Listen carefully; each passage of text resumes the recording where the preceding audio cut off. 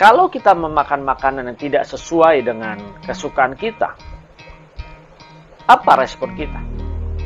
Tidak sedikit kan dari kita merasa tidak berselera makan, rasanya tidak nafsu makan. Ini yang terjadi. Walaupun mungkin kita dipaksakan makan, tetapi karena tidak sesuai dengan keinginan atau cita rasa lidah kita akhirnya mencari lagi makanan-makanan yang sesuai dengan selera kita supaya kita merasa dipuaskan. Kalau tidak sesuai dengan keinginan kita, sering sekali kita melakukan komplain. Kita marah, kenapa ya begini ya? Aduh nggak enak, aduh nggak sesuai. Jadi kita merasa pengen cari lagi makanan yang lainnya. Karena tidak sesuai dengan selera kita. Makananku ialah melakukan kehendaknya. Bagaimana caranya? Bukan hal yang mudah, betul. Tetapi kita harus berjuang.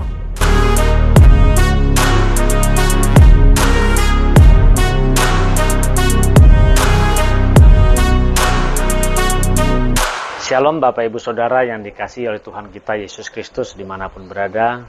Salam transformasi. Hidup kita sering sekali apa yang kita lakukan, yang kita perbuat, yang kita ucapkan, semua kita lakukan hanya karena keinginan kita sendiri. Menyenangkan hati kita, supaya kita dipuaskan, ketika kita dihormati, ketika kita disanjung, ketika kita mungkin diagung-agungkan, hati kita merasa tenang, merasa bahagia. Tapi adakah selama hidup kita di dunia ini, kita menyadari, memikirkan apa yang menjadi tujuan dalam hidup kita? Adakah setiap kita memikirkan bahwa dan menyadari hidup kita sementara di dunia ini?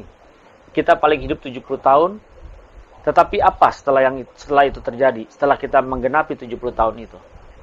Kemana kita? Ada yang tahukah? Kemana kita akan pergi? Adakah kita melakukan apa yang benar-benar bisa membuat kita nanti mencapai tempat kekekalan yang kita tahu selama ini surga? Mari kita membaca firman Tuhan yang terambil dari Yohanes 4 ayat 34. Firman Tuhan berkata, kata Yesus kepada mereka, makananku ialah melakukan kehendak Dia yang mengutus aku dan menyelesaikan pekerjaannya. Berbicara makanan jelas berbicara apa yang menjadi kesukaan kita. Karena berbicara makanan mengilustrasikan apa yang menyukakan dan menyenangkan jiwa kita, perasaan kita. Ini, adakah kita menyukakan dan menyenangkan perasaan kita? Atau justru kita menyukakan dan menyenangkan hati dan perasaan Bapa di surga? Mari Bapak Ibu Saudara yang dikasihi oleh Tuhan Yesus Kristus. Kalau ini sini berbicara makanan berarti apa yang membuat kita suka, senang, dipuaskan. Nah ini yang harus kita mulai pikirkan dan perhitungkan. Adakah makanan yang kita makan atau yang kita lakukan ini melakukan kehendak Bapa di surga? Kalau kita memakan makanan yang tidak sesuai dengan kesukaan kita, apa respon kita? Tidak sedikit kan dari kita merasa tidak berselera makan, rasanya tidak nafsu makan. Ini yang terjadi. Walaupun mungkin kita dipaksakan makan, tetapi karena tidak sesuai dengan keinginan atau cita rasa lidah kita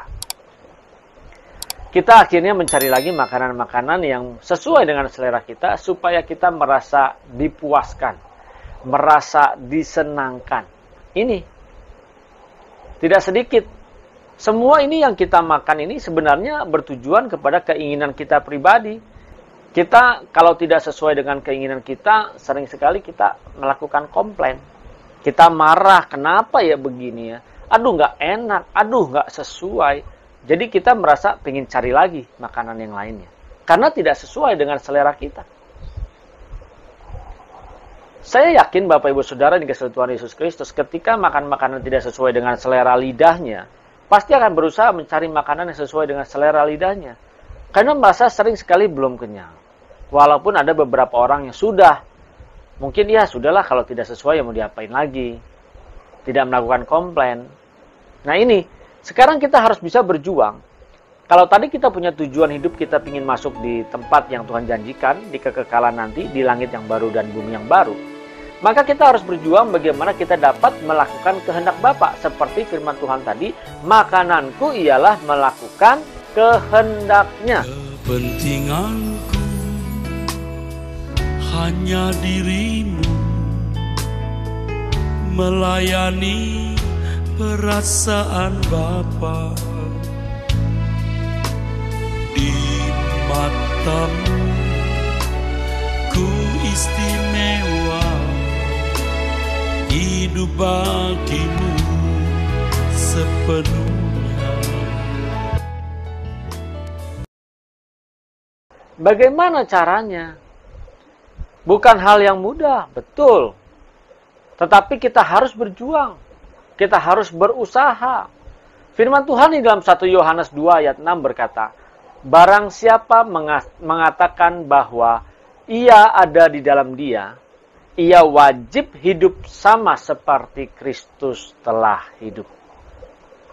Bapak Ibu Saudara, benar sudah hidup di dalam Tuhan kita Yesus Kristus? Benar tidak? Coba deh, renungkan. Lalu apa indikatornya dikatakan bahwa hidup di dalam Dia? Kalau kita mengatakan bahwa saya sudah hidup di dalam Yesus Kristus Tuhan, maka indikatornya jelas bahwa kita harus hidup sama seperti tubuh, nyawaku,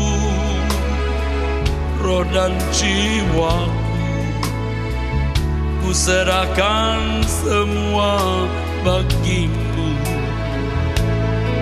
di Kristus. Berat sekali ya. Ini firman loh. Ia ada di dalam Dia. Ia wajib hidup sama seperti Kristus. Berarti orang yang hidup sama seperti Kristus hidup menunjukkan dia sudah ada di dalam Tuhan. Tuhan kita Yesus Kristus. Jadi kita harus memahami makna ini. Jangan cuma kita karena percaya Yesus, kita datang ke gereja, kita dibaptis, kita berdoa, memuji, menyembah Tuhan, lalu kita berkata, kita sudah hidup di dalam Dia. Benarkah? Hidup di dalam Dia ditunjukkan bagaimana cara kita hidup. Cara hidup kita harus sama seperti Tuhan kita Yesus Kristus. Ketika Dia ada masalah, ketika Dia ada problem, ketika Dia dihina, ketika Dia disesat-sesatkan, ketika Dia dikhianati, disakiti, ketika Dia dijual oleh muridnya. Bagaimana respon kita? Adakah kita sama seperti Tuhan kita? Atau belum? Kalau belum, berarti kita belum hidup di dalam Dia. Kok begitu? Nah, firman Tuhan yang mengatakan, kalau kita belum sama seperti Kristus, berarti kita belum hidup di dalam Dia. Sekarang kalau kita menyadari kita belum hidup sama seperti Kristus, berarti kita harus berjuang agar dapat hidup sama seperti Kristus. Tujuannya apa? Supaya kita semua bisa menjadi serupa dengan Tuhan kita Yesus Kristus. Tuhan kita yang berkenan di hadapan Bapa, ketika Dia dibaptis ada suara yang berkata, inilah anakku yang kukasihi, kepadanyalah aku berkenan. Nah, Bapak Ibu Saudara dan saya kan ingin berkenan di hadapan Bapa, supaya nanti ketika kita pulang ke rumah Bapa, kita tidak ditolak.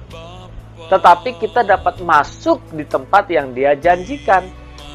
Maka kita harus berjuang untuk dapat menjadi serupa dengan Tuhan kita Yesus Kristus. Untuk menjadi serupa, indikatornya kita melakukan kehendak Bapa, bukan kehendak kita. Jadi, supaya kita dapat melakukan apa yang menyenangkan Bapa, sekarang ini ayo teladani.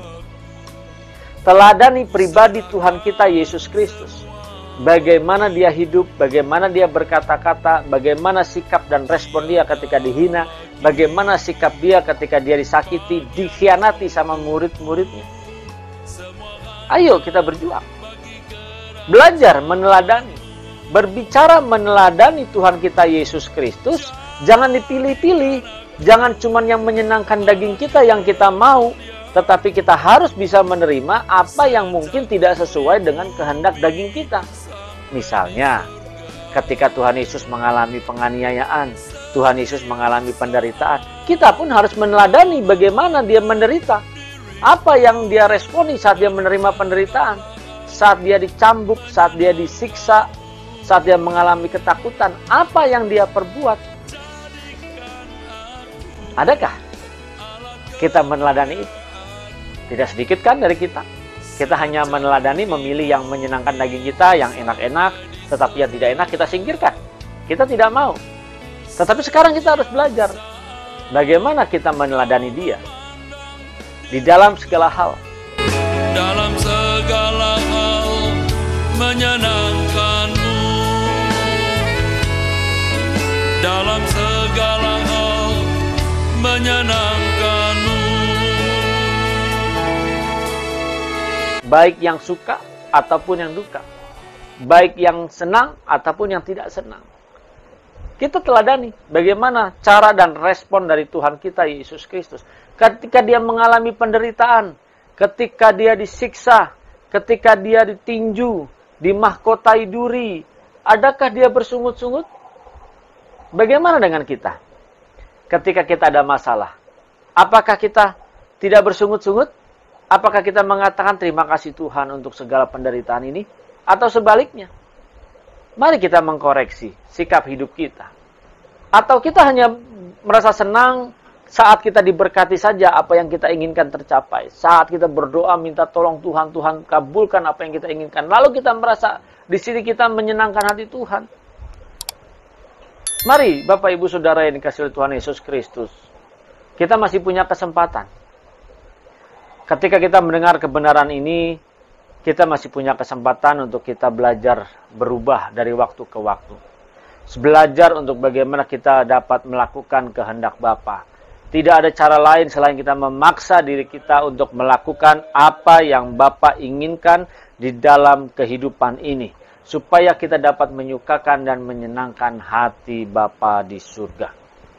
Roma 2 ayat 1 berkata, "Karena itu, hai manusia, siapapun juga engkau yang menghakimi orang lain, engkau sendiri tidak bebas dari salah. Sebab dalam menghakimi orang lain, engkau menghakimi dirimu sendiri. Karena engkau yang menghakimi orang lain melakukan hal-hal yang sama." Mari, kita tidak menghakimi orang lain.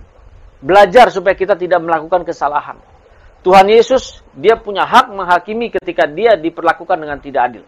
Ketika dia difitnahkan yang jahat. Ketika dia diperlakukan tidak senonoh. Dia punya hak untuk menghakimi. Tetapi apa yang dilakukan? Dia tidak menghakimi orang tersebut. Dia menerima semua perlakuan yang tidak menyenangkan itu. Di sini kita harus belajar meneladani ketika dia menderita.